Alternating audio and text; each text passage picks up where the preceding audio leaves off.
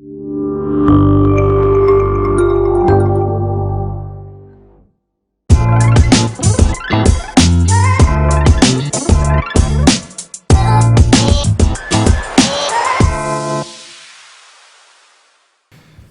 Talers Zidi.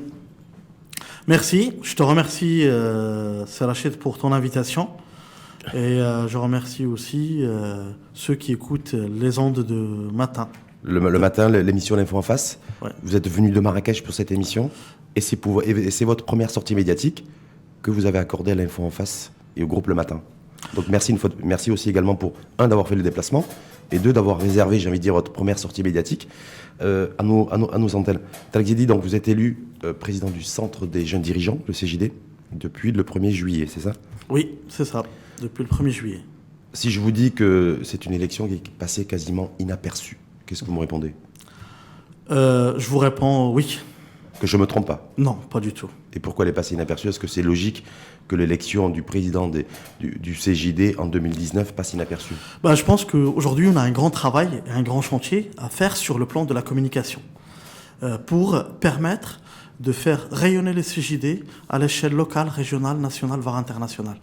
Et nous avons un grand chantier de fond à faire sur ce sujet. Donc la volonté en fait de ne pas rendre public l'élection du président du CJD, du nouveau président, parce que c'est vous qui, je le rappelle, avez été élu le 1er juillet dernier, c'était voulu et volontaire? C'était un choix. C'est un choix. Nous allons faire une conférence de presse. D'ailleurs, là, on fait notre première sortie. Mais nous organiserons à la rentrée une conférence de presse dans laquelle on reviendra, bien sûr, sur le projet, sur lequel on va échanger tout à l'heure. On va y revenir, effectivement, débattre là-dessus. Est-ce que ça veut dire aussi, est-ce qu'il faut y voir le fait que le CJD, depuis quelques années, n'est pas forcément très visible dans le paysage aussi? Quelque part, une forme de perte, un petit peu une perte de vitesse? Je pense que le CJD, sur ces 2 derniers mandats, voire les 3 derniers mandats, il y a eu un travail qui était sur la reconcentration sur le JD, pour travailler sur le JD, et ce qui fait on avait moins de sorties médiatiques et moins d'expansion sur la voie publique. C'est quand même, nous on a été habitués, en tout cas moi j'ai été habitué depuis des années à avoir un CJD très entreprenant, un CJD qui prend part au débat public, un CJD qui est force de proposition sur un projet de loi de finances, sur les sujets qui ont un lien direct ou indirect avec l'entreprise, avec la PME, avec la TPE, alors que ces dernières années, c'était silence radio. L'objectif aujourd'hui, c'est que nous souhaiterions capitaliser sur le passé, construire le présent et aller vers le futur. Et c'est à travers ce nouveau projet de mandat, qui est un mandat de 2 ans non renouvelable, qui a démarré certes le 1er juillet, mais qui rentrera bien sûr en action à partir de la rentrée. Et le thème de mandat, c'est entreprendre entre rêve et engagement. Et nous travaillerons pour être auprès des JD, auprès des sections. Mais aussi c'est les jeunes dirigeants. C'est les jeunes dirigeants. Nous travaillerons pour être auprès des jeunes dirigeants, auprès des sections et auprès du débat public et de l'influence. Parce que c'est très important. Faire durant votre mandat ce qui n'a pas été forcément fait précédemment, c'est ça? Ce que tu es en train de dire? Je pense qu'il faudrait qu'on travaille pour faire à ce que ce mandat puisse permettre au CJD de se retrouver sa place sur l'échiquier économique du Maroc. Avant de revenir sur le chapitre de vos différentes actions, les engagements que vous avez pris au sein des jeunes dirigeants qui ont voté pour vous, je crois, parce que en fait, j'ai envie de vous dire aussi que personne ne vous connaît. Talers Zidi, moi je vous ai contacté, j'ai pris vos coordonnées, on a échangé au téléphone, mais on ne vous connaissait pas. En tout cas, moi je ne vous connaissais pas. Je suppose aussi qu'il y a des Marocaines et des Marocains qui ne vous connaissent pas. Donc vous êtes de Marrakech, originaire de Marrakech, c'est ça? Oui, originaire de Marrakech, né à Marrakech. Voilà, né à Marrakech, entrepreneur. Entrepreneur à Marrakech. Vous avez fait l'école publique et ensuite vous avez basculé... J'ai fait l'école publique, ensuite j'ai fait une école de commerce et gestion, après... À Lyon, en France? En France, et puis après... en fait, j'ai commencé à développer l'entreprise dans les nouvelles technologies. Et je suis revenu à l'école parce que je pense que c'est très important de rester connecté au savoir parce que l'accès à la connaissance permet de mieux vivre. Et donc je suis revenu à l'École nationale de commerce et gestion, et je fais un master en RH pour accompagner le développement de l'entreprise. Et je me suis aperçu que c'était pas très suffisant, qu'il fallait aller vers le monde de la recherche et essayer de construire un pont entre le monde de l'éducation et le monde de l'entreprise. Et là, je me suis inscrit en master recherche. Et dernièrement, j'ai obtenu une thèse en sciences de gestion. Donc, je suis aujourd'hui docteur en sciences de gestion. Ça veut dire que il y a le développement de l'entreprise, mais le développement de l'entreprise ne peut pas aller sans le savoir et la connaissance. Et ça, vous avez pris toutes ces leçons où? Est-ce que c'est au sein de la famille? Parce que c'est un peu comme l'innovation, l'entrepreneuriat. Tout le monde en parle, tout le monde le met à toutes les sauces, mais faire l'apprentissage de l'innovation ou de l'entrepreneuriat, c'est pas forcément évident. Il n'y a pas forcément des lieux très spécifiques et formateurs là-dessus. Alors, est-ce que c'est une transmission, j'ai envie de dire, génétique, ou est-ce que, voilà, comment vous avez pris ce chemin et vous avez décidé, vous, de devenir, parce que je crois savoir, quand je vous vois, vous êtes issu natif de Marrakech, issu de la classe moyenne, c'est ça? Oui. Vous avez fait l'école publique? Oui. Voilà. Vous êtes entrepreneur aujourd'hui? Oui. Vous avez une entreprise? Vous faites travailler des gens? Et vous êtes président du CJD? Et vous avez juste 40 ans? Donc je me pose des questions. Il y a eu 3 écoles. La première école, ça a été d'abord la famille. La maman, qui n'a jamais été à l'école, mais qui a toujours été derrière pour me dire qu'il faut progresser, avancer et grandir. Mais elle m'a dit, si tu veux grandir, ne grandis pas tout seul. Fais grandir d'autres personnes autour de toi. C'est-à-dire, accompagne aussi tes frères et sœurs, accompagne aussi ton environnement. Ça a été toujours sa devise et je l'ai toujours pris en considération. La deuxième école, ça a été l'entreprise qui m'a accueilli le premier jour. Et là, je me suis dit, si j'ai envie de me développer, il faut que je travaille. Et la troisième école, ça a été le CJD, parce que je suis membre fondateur du Centre des jeunes dirigeants Marrakech en 2006. En 2006, j'avais que 24 ans. Donc ça veut dire que le parcours, je l'ai aussi construit avec le CJD. Et j'ai construit et développé mon entreprise avec les outils du CJD. Est-ce que vous avez toujours tout réussi ou vous êtes arrivé de vous planter? Bien sûr, il y a eu de l'échec. Je sais pas, je vous demande. Bien sûr. Vous êtes planté? Oui. Voilà. Au niveau professionnel? Au niveau professionnel, bien sûr. Échec. Et vous avez rebondi? Bien sûr. J'ai rebondi, j'ai eu de la persistance, j'ai eu l'audace aussi, et je me suis dit... Vous avez eu de la chance aussi? La chance, il faut aller la chercher. Oui, on est d'accord là-dessus, mais il y a toujours le facteur chance. Il faut le chercher. Il n'est pas forcément très dominant, il est peut-être minoritaire, mais il y a toujours la dimension chance qu'il faut provoquer. C'est ça? Je suis plus quelqu'un qui croit à ce qu'on va chercher ce qu'on a envie de faire, et à partir du moment où ce qu'on va le chercher, on le trouve. En tout cas, on va revenir donc à votre plan d'action, puisque vous avez parlé de persévérance. Vous avez décidé, comme premier point, d'accompagner les entreprises pour qu'elles puissent retrouver, pour certaines, le chemin de la croissance et du développement. Vous allez faire comment? C'est simple. C'est vraiment très simple. Parce que parfois... C'est simple? Oui. Pourquoi c'est simple? Tout simplement, aujourd'hui, on a des outils. Il ne faut pas oublier que le CJD, il est né en 1938 en France.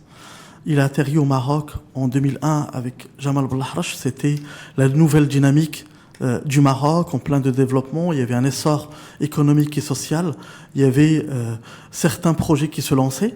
Et le CJD a trouvé sa place au Maroc. Il a fait grandir certaines entreprises. Et ce CJD, il a des outils. Il y a un outil qui s'appelle l'outil de la performance globale. Cet outil nous permet de diagnostiquer l'entreprise, de regarder à l'état où elle est sur l'ensemble des parties prenantes. Ce qui marche pas en fait dans l'entreprise. Vous faites un diagnostic, une espèce de docteur. Oui. Vous faites un peu de la médecine économique. Bien en fait. sûr, de la médecine. On regarde sur l'ensemble des parties prenantes. Il y a 4 piliers, pas plus. Il y a l'économique, dans lequel il y a plusieurs parties prenantes. C'est les actionnaires, la banque, les fournisseurs, les clients, l'État. On essaye de regarder sur ces éléments-là où ça va pas. On essaye de regarder au niveau social, auprès des collaborateurs, où ça va pas. Sur le plan à la fois, l'entreprise qui vous dit aujourd'hui, moi, Talek Zidi, je suis content. Vous êtes président du CJD, vous êtes engagé durant ce mandat de 2 ans à aider les entreprises aussi à regagner des points de croissance. Moi, j'ai un problème au niveau des délais de paiement. J'ai un problème au niveau du remboursement crédit TVA. J'ai un problème aussi parce que je paye mes impôts et j'ai des concurrents qui me font la concurrence déloyale parce qu'eux ne payent pas l'impôt. Qu'est-ce que vous leur dites? Ben là, il faut que le CJD fasse de l'influence auprès des partis qui sont concernés, auprès de l'État, auprès des programmes politiques, parce que c'est très important.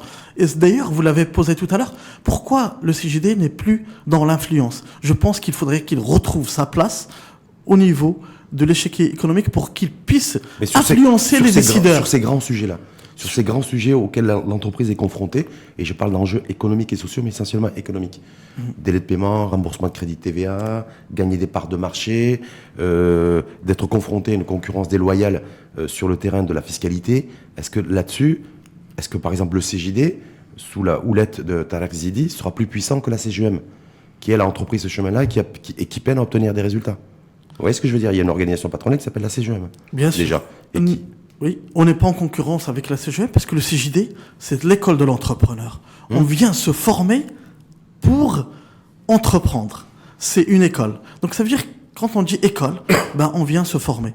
Et quand on se forme, on met en pratique ce qu'on apprend. À partir du moment où on met en pratique, on avance. Je vais donner des exemples. Il y a eu des entreprises que, à partir du moment où ils ont fait le diagnostic de leur entreprise, ils ont mis en place un plan d'action stratégique. Ils l'ont suivi avec des indicateurs et ça leur a permis d'obtenir des résultats formidables. Mais il faut qu'il y ait la conviction d'apprendre et puis ensuite de mettre en œuvre et après de suivre et d'évaluer. Bien sûr qu'il y aura des éléments qui vont pas marcher, qu'il y aura des dysfonctionnements, mais les dysfonctionnements, il faut les améliorer.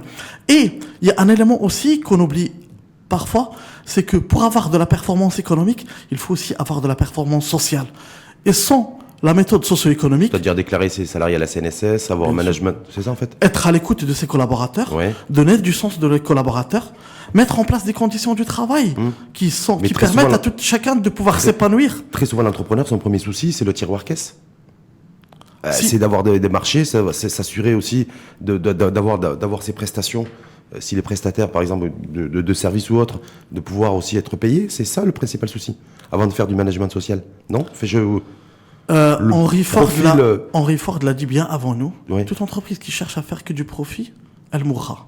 Donc ça veut dire que celui qui cherche à faire que du profit, son entreprise va aller droit au mur. Mais par contre, celui qui cherche à faire en sorte que son entreprise se préoccupe de l'ensemble des parties prenantes, il pourra aller très loin. Et c'est pas moi qui le dis. C'est la crise de 2008. On s'est aperçu, la crise financière de 2008, on s'est aperçu que toutes les entreprises qui n'avaient pas une préoccupation sur l'ensemble des parties prenantes, ils sont allés droit au mur. Mais par contre, ceux qui avaient une préoccupation sur l'ensemble des parties prenantes, ils sont allés très loin. Et d'ailleurs, il y a la CGM, comme vous avez parlé tout à l'heure, qui a introduit le label de la RSE. On en parle très peu. Il y a très peu de PME qui le mettent en place. Mais nous, aujourd'hui, on a au CJD une solution qui permet de libérer des coûts cachés dans l'entreprise sans aller chercher de l'argent à la banque ou aller chercher de l'argent chez les clients. C'est-à-dire, en clair, vous dites que les relais de croissance économique pour l'entreprise sont au sein de l'entreprise. Oui. C'est ça, en fait, que vous voulez dire. Et simplement sur un autre point aussi, parce que vous avez parlé d'entreprises tournées vers l'avenir, un petit peu, des entreprises qui sont tournées vers l'avenir, c'est aussi celles qui honorent bien sûr le contrat économique et social avec leurs collaborateurs, avec leurs fournisseurs, avec leurs clients, mais c'est surtout essentiellement celles qui investissent dans l'innovation, la recherche et le développement. Il faut investir dans le capital humain, dans la recherche et l'innovation. Tarek Zidi, il faut yaka, tout le monde le sait. Oui. Mais comment vous expliquez qu'aujourd'hui, l'investissement privé chez nous est très faible, et quand on regarde ce qui est investi en termes d'innovation et de recherche et de développement, c'est encore plus médiocre? Parce qu'aujourd'hui, il n'y a pas d'encouragement dans ce sens. C'est un encouragement fiscal? Oui, et surtout pour la PME. Il n'y a pas d'encouragement à la recherche. Aujourd'hui, vous avez une équipe de recherche dans le cadre d'une PME. Vous faites de la recherche, on vous aide pas. Donc, ce qui fait aujourd'hui, et d'ailleurs, on a fait une demande auprès des organismes fiscaux, mais il faut encore se battre par rapport à ces sujets-là. Mais n'empêche que les organisations fiscaux, l'administration fiscale est très méfiante aussi. Oui. Parce que la recherche et développement, il suffit pas de prendre les sous, de prendre l'argent, et ensuite ne pas faire de recherche et de développement et ne pas investir dans l'innovation. Parce que il faut aussi assurer et donner cette garantie aussi à l'administration fiscale. Parce que l'administration fiscale, c'est de la dépense fiscale. Donc c'est l'argent des contribuables. Donc il faut bien s'assurer, avant de soutenir fiscalement une entreprise, il faut s'assurer qu'elle investit dans l'innovation, la recherche et le développement. Je vais vous dire, le Maroc, c'est en 94. Il s'est inscrit dans la mondialisation à travers le GATT qui a été organisé à Marrakech. Il a dit, il faut qu'on ouvre le marché et qu'on s'ouvre aussi au marché. Donc si on veut faire concurrence à d'autres entreprises, on est obligé d'aller vers l'innovation et la recherche. Aujourd'hui, la PME ou même la TPE qui a envie de gagner des parts de marché, que ce soit local, régional, national ou international, elle doit faire de la recherche. Et sans l'innovation et la recherche, on ne peut pas aller très loin. Vous qui êtes aujourd'hui président du centre des jeunes dirigeants, donc vous côtoyez des dirigeants d'entreprise, est-ce qu'ils ont ce mindset, est-ce qu'ils ont cette logique de pensée ou pas selon vous? Parce que quand je vois moi au quotidien la réalité un peu économique de notre tissu productif, je me dis qu'on n'est pas trop inscrit dans l'innovation. Quand je vois le déficit chronique de la balance commerciale, je vois qu'on n'est pas du tout inscrit dans l'innovation. Quand je vois aujourd'hui les tensions sur la balance des paiements, je vois qu'on n'est pas du tout dans l'innovation. Donc voilà, c'est des constats qui sont, que tout le monde peut faire, malheureusement. On va parler d'un point de départ. Le point de départ, c'est l'école, le monde universitaire. Est-ce que aujourd'hui, on a des partenariats entre le monde de l'éducation et le monde de la recherche et le monde de l'entreprise? Il y a aujourd'hui des espaces qui sont en train de se mettre en place dans des universités qui permettent de pouvoir faire de la recherche et de l'innovation.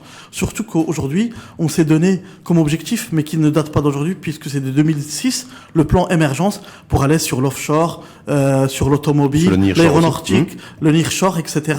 Donc ce qui fait, on s'est fixé comme objectif d'aller loin. Et aujourd'hui, on voit des universités qui sont en train d'installer des incubateurs pour faire de la recherche. Mais par contre, au niveau du patronat marocain ou au niveau des jeunes dirigeants, aujourd'hui, on a encore tendance à travailler avec les moyens de bord. Oui. Certes que... C'est le moyen du bord, c'est l'âge de pierre. Hein. Ah, oui. C'est-à-dire qu'aujourd'hui, travailler avec les moyens du bord, on est bien d'accord, oui, bien sûr. C'est qu'on est dans le passé.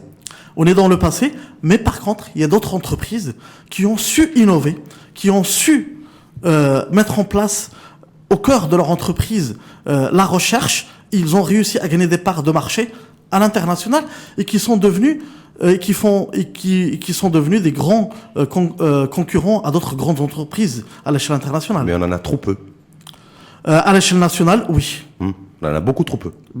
Je le confirme, mais parce que... Vous êtes libéral plutôt, vous? Oui. Ultra-libéral? Oui. Libéral, ultra-libéral. Ultra-libéral. C'est-à-dire que pour vous, la refonte de l'école, d'ailleurs on va en parler parce qu'il y a le projet de loi sur le système système éducatif et sa refonte avec l'intégration de langues internationales et a été validé hier en commission parlementaire. Ça veut dire que vous considérez que l'école doit être au service de l'économie? Bien sûr. À fond?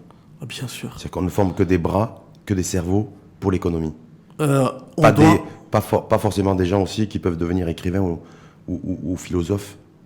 Mais c'est la philosophie qui nous permet aussi de nous épanouir. Oui, mais est-ce que ça permet de gagner sa vie? Est-ce que ça permet d'être... culture, oui. La culture doit être aussi au centre. Oui, non, mais je vous pose La culture doit être au centre. Nous avons même créé au sein de mon entreprise une pièce de théâtre et une commission qui s'occupe que de la culture, parce que c'est très important. Donner aussi du sens à l'entreprise, pas qu'aux collaborateurs. Même l'entreprise, on doit lui donner du sens. C'est les GAFA qui vous ont inspiré? Pardon? C'est les GAFA qui vous ont inspiré? Non, c'est pas les GAFA qui m'ont inspiré. Moi, sur la Silicon Valley, on peut travailler et en même temps faire du toboggan. Donc c'est pour ça que chez Google, quoi. Oui. Chez vous, dans votre entreprise, on peut faire la même chose? On peut faire la même chose, oui. Et vous allez introduire ça aussi comme modèle, j'ai envie de dire, au sein du CJD? Des dirigeants aussi souriants, qui travaillent, qui s'impliquent, qui sont de l'innovation, qui sont smart et smartés, et pas que dans le discours, et qui en même temps sont détendus et peuvent participer à une pièce de théâtre ou prendre un instrument de musique et jouer.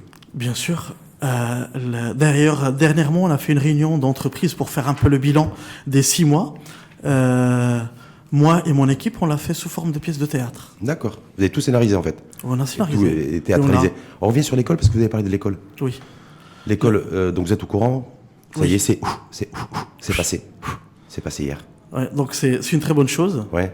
Parce que l'ouverture de l'école sur d'autres langues, surtout sur le plan scientifique, ça nourrit l'esprit et ça permet de développer un capital humain qui nous permettra d'avancer et de pouvoir être concurrencé, pour pouvoir concurrencer d'autres pays et être à la hauteur des inspirations de tous les Marocains. Est-ce que pour vous, c'est plus simple d'apprendre les mathématiques et la biologie en français ou en anglais que l'apprendre en langue arabe? Parce que c'était ça l'enjeu. Le problème, c'est pas la langue.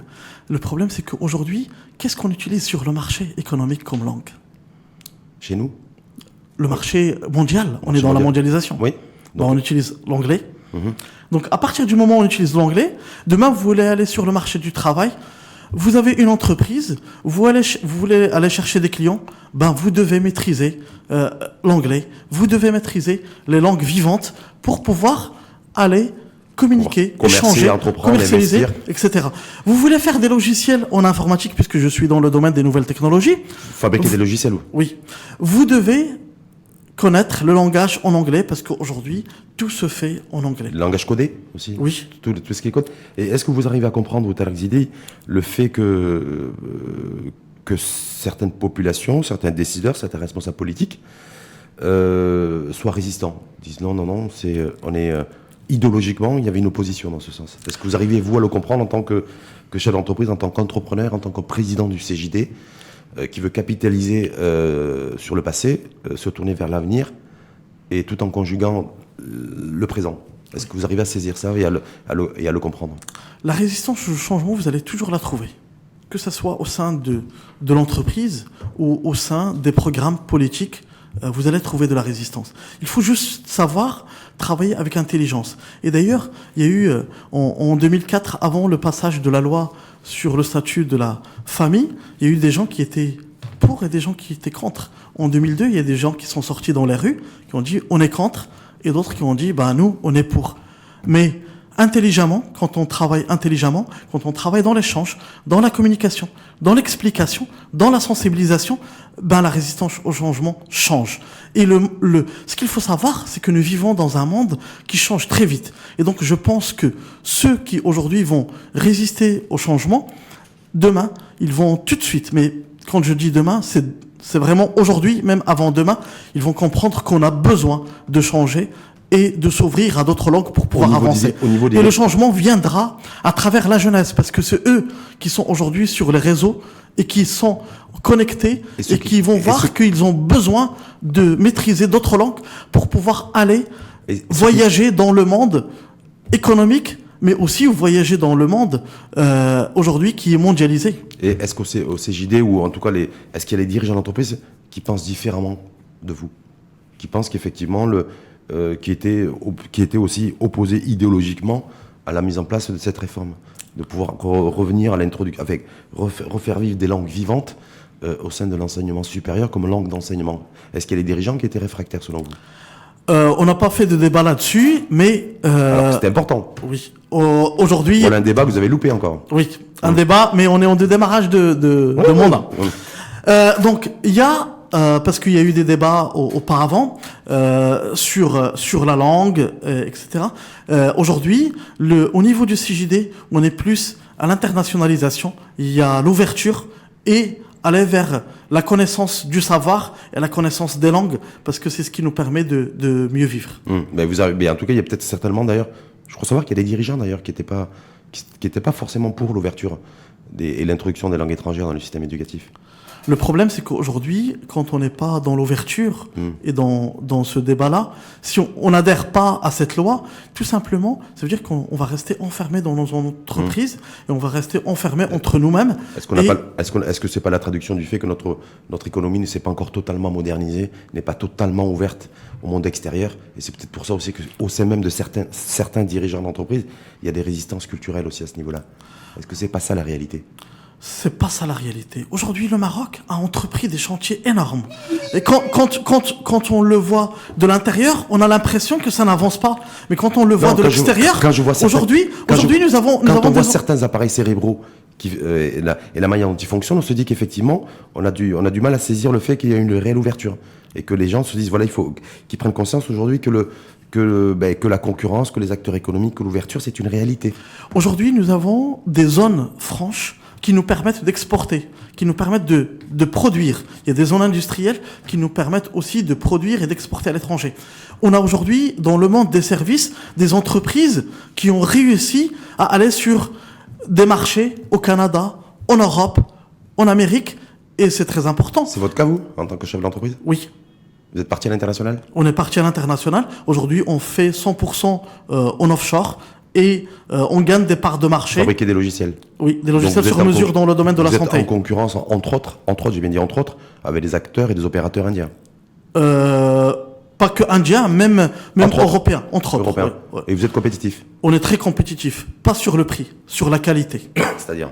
Parce que nous cherchons à avoir du haut de gamme. Et quand on cherche à avoir de la qualité, les gens vous font confiance. Et là, vous appuyez sur les ingénieurs informatiques? Marocains qui ont fait leurs études dans des écoles marocaines et qui ont fait dans des écoles publiques. Que vous avez dû reformer? On a mis en place une école interne. Parce qu'on nous dit qu'aujourd'hui, les ingénieurs, il faut qu'ils soient reformés. D'ailleurs, il y a un plan, je ne sais pas si vous avez vu, un plan national entre l'ANAPEC et l'APEBI pour former à terme 8000 ingénieurs. J'ai vu ce programme. Oui. Aujourd'hui, on met en place, nous, ce qu'on fait et ce qu'on met en place, c'est une école interne pour pouvoir former des jeunes à l'opérationnel et de pouvoir être compétitifs, mais de les former aussi à la qualité. Parce que c'est un élément très important. Donc, on a des indicateurs et on essaye de les former aux bonnes pratiques et à des normes qui peuvent des normes internationaux qui nous permettront de pouvoir concurrencer les grands. Dans le facteur de coût de la chaîne de production, il y a le facteur énergie, même si je pense qu'il ne pèse pas énormément dans votre activité, mais il y a le coût salarial. Alors on nous dit que le coût salarial chez nous est extrêmement élevé. Je ne sais pas si vous avez vu, derrière, il y a un rapport, les conclusions du dernier rapport du FMI, c'est tombé il y a 2 jours. Comme quoi on reste un pays cher en matière de coût du travail parce qu'on a un capital humain, un réservoir qui est limité. Donc du coup, il y a une inflation des salaires.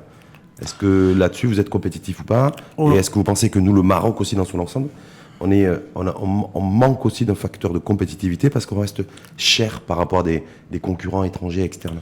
Je pense qu'on est très compétitif sur le prix, la qualité, la proximité géographique. Oui. Et aujourd'hui, je suis sur... C'est-à-dire vous, votre entreprise, ou le pays, l'économie dans son ensemble? L'économie dans son ensemble. Mais Et c'est pas moi qui le dis. Moi, quand je vois la faible exportation que nous avons, je me dis qu'on n'est pas aussi compétitif que ça, malheureusement. Parce qu'il y a le facteur énergétique, il y a le facteur coût du travail, entre autres, qui grève un peu notre compétitivité et notre capacité à exporter beaucoup plus. Donc ça, c'est une réalité économique. C'est une réalité. Ouais. Mais le Maroc, aujourd'hui, il a une tendance, depuis une dizaine d'années, il y a des programmes qui travaillent pour aider l'entreprise à davantage aller vers l'export. Oui, mais justement, il y a beaucoup d'argent public qui a été déversé au sein de l'entreprise, et qui est passé par des différents mécanismes et qui n'a pas permis, parce que beaucoup d'entreprises n'ont pas joué le jeu de la mise à niveau. Vous vous rappelez? Il y a 10 ans, on parlait de mise à niveau. On a loupé ce rendez-vous. Et aujourd'hui, on voudrait encore que, quand je dis vous, c'est-à-dire l'entreprise voudrait encore de l'argent public pour réussir le pari de l'innovation, de la recherche, du développement et de l'exportation. Alors que vous avez loupé le virage de la mise à niveau il y a 10 ans. On n'a pas loupé. Aujourd'hui, on est positionné sur l'échiquier mondial, pas que mondial, aussi africain. Il y a des entreprises qui sont allées s'installer en Afrique et qui ont aujourd'hui gagné des parts de marché et qui ont gagné des marchés devant des grandes structures qui ont les moyens, qui ont l'appui financier. Et ce qui fait aujourd'hui, l'entreprise marocaine se positionne sur l'international. Certes que les exportations ne sont pas encore au niveau auquel on les attend, mais ils sont présents.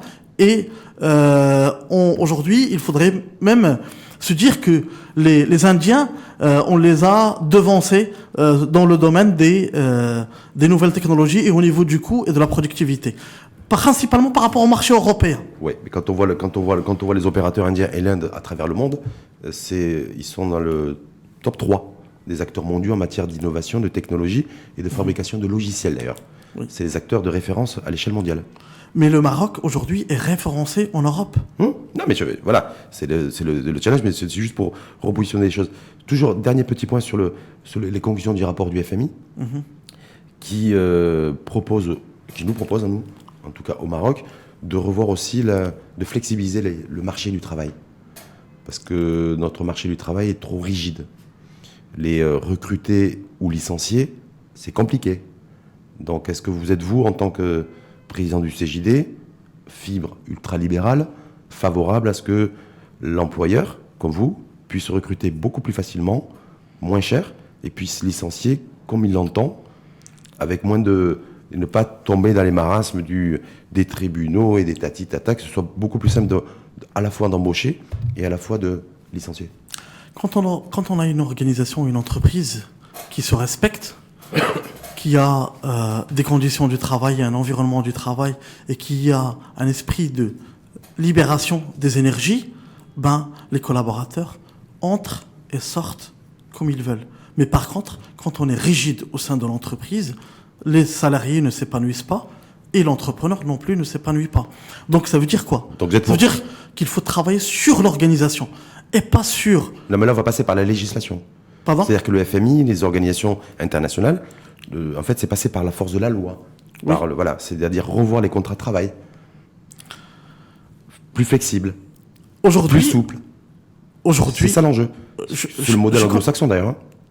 C'est un travail, comme j'ai dit, qui doit se faire d'abord dans l'organisation. Parce que le contrat de travail, bien sûr qu'il régit employeur et employé. Mais si l'organisation ne nous permet pas d'avoir une flexibilité, le contrat, c'est un support sur lequel on doit avoir de la flexibilité des deux côtés. Parce qu'en fait, c'est tout l'enjeu. Et si on met ça en place, entre autres, avec une cohérence au niveau des réformes, on pourrait gagner 2 points de croissance au bout de 5 ans. Et on pourrait réduire le chômage de 2 points au bout de 5 ans. Donc il y a un enjeu pays. Un enjeu important. Oui, un enjeu important, c'est les conclusions. Donc CJD sera-t-il en capacité, sous l'égide de Thaler Zidi, son nouveau président fraîchement élu, de porter ça aussi? Parce que dans le débat public, on ne porte pas ça. On a peur, on ne le fait pas. On se dit les syndicats, voilà, c'est toujours un peu compliqué. Les politiques, les pouvoirs publics qui sont sur un terrain miné, donc qui font extrêmement attention. Alors que vous, des organisations comme la vôtre, le Centre des jeunes dirigeants, vous êtes en capacité, vous êtes une espèce d'électron libre. C'est un véritable enjeu de porter ce débat-là. Comme on dit au CJD, on n'est ni à gauche ni à droite, on est devant. Et par rapport à des sujets sur l'entrepreneuriat, par rapport à des sujets sur la flexibilité de l'emploi, par rapport à des sujets de l'économie verte, par rapport à des sujets sur lesquels on n'a pas parlé, l'entrepreneur handicapé qui crée de la richesse et de la valeur, est-ce qu'aujourd'hui on pense à l'accompagner pour qu'il puisse créer de la valeur autant qu'un autre chef d'entreprise qui a les moyens? Donc par rapport à ces sujets-là, on va ouvrir ce qu'on appelle chez nous le livre blanc, et c'est des thématiques qui sont sur la table, sur lesquelles on va travailler et pour lesquelles on fera des livrables, parce que nous arriverons à terme des 20 ans du CJD et nous souhaiterions mettre sur la table tous ces thèmes qu'on vient d'aborder sur la table des pouvoirs politiques, des entrepreneurs, mais aussi des décideurs. Vous êtes déterminé, vous, non? Bien sûr. Vous êtes déterminé à bien faire? Oui. À faire J'y crois. À faire ce que vous dites et à dire ce que vous faites? Ça fait depuis 2002 que je me suis lancé dans l'entrepreneuriat et j'ai toujours eu une conviction qui est simple, c'est de donner l'exemple. À partir du moment où on donne l'exemple, les gens nous suivent. Mais quand on ne donne pas l'exemple, personne ne va vous suivre. Aujourd'hui, nous avons une entreprise qui cherche à faire du développement économique. C'est bien, mais il ne faut pas faire que ça. Il faut aussi travailler sur le volet social. Mais si on travaille que sur les deux, on n'ira pas très loin. Il faut aussi se préoccuper de l'environnement. On n'en a pas parlé. Nous sommes une société de services informatiques, mais nous faisons attention à notre environnement. Et d'ailleurs, nous avons créé une fondation d'entreprise qui travaille sur des sujets de l'environnement parce que c'est très important. Protection de l'environnement, oui. Et intégrer chez chaque collaborateur une nouvelle valeur, entre guillemets nouvelle, c'est la valeur écologique. Oui. C'est ça? Oui. Et vous le faites comment? Aujourd'hui, on a une fondation d'entreprise à laquelle on verse 1 sur 1000 de notre chiffre d'affaires. 1 sur 1000. Ouais. Et on accompagne aujourd'hui à travers le Maroc 500 TPE à les rendre autonomes à travers des programmes agroécologiques. Donc de les accompagner dans leur production agricole pour qu'ils produisent mieux, mais avec des produits qui sont sains et qui sont pas chimiques. C'est encore possible ça, parce qu'il y a la menace de l'agrochimie. Hein. Oui, et aujourd'hui on le fait. Quand on veut faire de l'agroécologie, les opérateurs lobbyistes de l'agrochimie qui sont omniprésents sur la planète, à travers le monde. Aujourd'hui, on le fait, et depuis maintenant plus de 8 ans, avec des producteurs agricoles, on avait démarré avec une vingtaine de producteurs.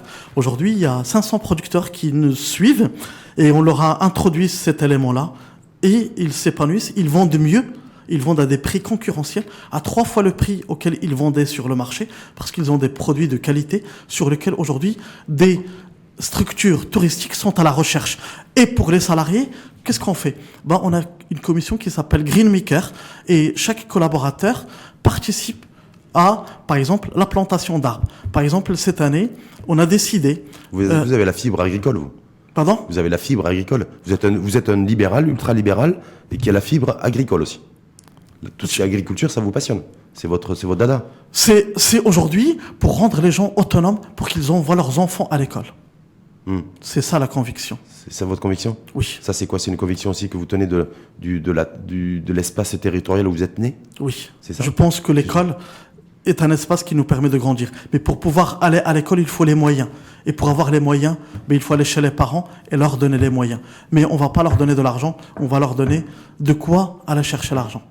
Comment bien gagner sa vie, en fait? Bien sûr. C'est l'histoire des Chinois, au lieu de lui donner du poisson, il faut lui apprendre à pêcher. Bien sûr. C'est ça votre devise? Oui. Et là, j'ai vu que vous êtes allé au Toubkal. Oui. Qu'est-ce que vous êtes allé faire là-bas? Je pense Par que... l'émission, je me disais, je vais recevoir le nouveau président du CJD qui nous réserve une exclusivité.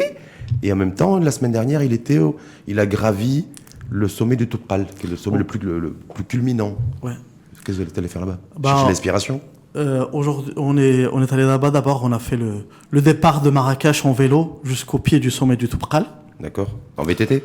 En vélo de course. Ouais. Ouais. En vélo de course. Et on est arrivé, puis on est allé au sommet. Pourquoi? Tout simplement, nous avons un environnement.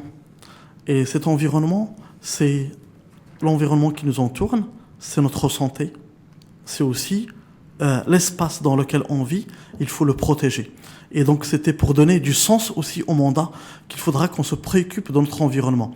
Ça, c'était la première chose. La deuxième, c'était de dire que nous sommes des jeunes dirigeants et nous devons vivre un esprit de solidarité. Et pour pouvoir vivre de la solidarité, dans la montagne, on peut se découvrir et mieux se connaître. Parce qu'il y a eu des moments de difficulté. Il y a eu des moments où des personnes ne pouvaient pas aller au-delà, et donc il y a eu un dépassement de soi, mais comme il y avait l'esprit de solidarité qui régnait, ça nous a permis de pouvoir avancer, de grimper et d'arriver au sommet. Mais quand on est arrivé au sommet, il a fallu aussi redescendre. Mais pour redescendre, il faut aussi qu'il y ait un esprit d'équipe. Et donc c'est ce que nous avons voulu chercher. D'abord, pour démarrer le mandat, il faut qu'il y ait l'esprit de solidarité, il faut se préoccuper de son environnement, et il faut qu'il y ait l'esprit de l'équipe. C'est ce qu'on est allé chercher au sommet du Toubkal, du Maroc, pour pouvoir amener à bien ce projet de mandat qui est entreprendre entre rêve et engagement. En tout cas, j'allais dire le premier marqueur, si je puis dire, de votre mandat, qui va durer 2 ans, c'était le sommet du Toubkal, entouré de JDistes, parce que c'est comme ça en fait qu'on dit au sein de votre organisation. JD. Avant on disait JD, JDette. Maintenant JD, donc jeune dirigeant. C'est d'avoir gravi le sommet du Toubkal, prendre la hauteur, être dans l'effort, être dans le surmoi, et se serrer la main, se serrer les coudes, parce que quand on revient sur terre, il faut faire preuve de solidarité. C'est ça en fait. Bien sûr. Voilà, donc en fait, qu'est-ce qu'il faut vous souhaiter pour votre mandat? Parce que vous nous avez accordé l'exclu, première sortie médiatique de Talal Rizidi, nouveau président du CJD, qui veut, je ne vais pas dire révolutionner le CJD, mais en tout cas qui veut lui redonner sa place, qui veut lui redonner de la latitude, de la visibilité, de la lumière, et qui veut travailler au plus près des jeunes dirigeants. Oui. Voilà. Donc, la motivation, vous l'avez? Oui, la motivation. La détermination aussi? Oui, il y a la motivation, la détermination, mais ils ne sont pas suffisants. Il faut avoir l'équipe. Quand on a l'équipe, on peut avancer, on peut aller même très loin.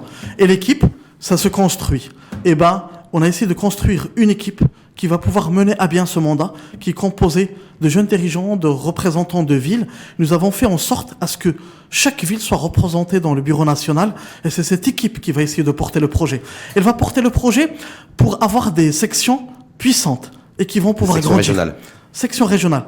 Mais les sections tout seuls, ils peuvent pas grandir. Il faut qu'il y ait des chefs d'entreprise qui soient grands et qui vont accompagner à ce que ces sections grandissent. Mais pour que ces chefs d'entreprise soient grands, il faut que leurs entreprises grandissent. Et c'est tout là l'enjeu de travailler sur l'ensemble de ces éléments-là à la fois la formation de jeunes dirigeants, l'accompagner à développer son entreprise. Ça nous permettra de développer les sections et ça nous permettra d'avoir un CJD influent qui nous permettra de pouvoir travailler sur des thématiques, pouvoir influencer et pouvoir donner l'exemple aux jeunes. Parce qu'aujourd'hui, nous devons amener les jeunes aussi Parce que c'est et des cadres dirigeants. C'est essentiellement les jeunes qui vont vous écouter, qui vous écoutent. Hein. Ces jeunes-là, on leur a préparé dans le cadre du mandat tout un programme. Et d'ailleurs, hier, j'étais en réunion avec le directeur général de l'AUF, l'Association des universitaires de la francophonie, et on a travaillé toute la journée sur un projet.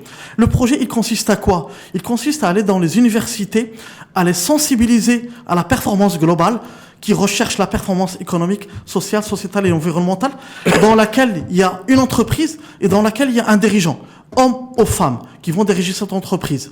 Et on va leur expliquer tout ça, et on va leur donner des outils, ils vont aller diagnostiquer des entreprises, ils vont être en contact avec des chefs d'entreprise, et ils vont voir comment ces entreprises, on peut les aider aussi à progresser.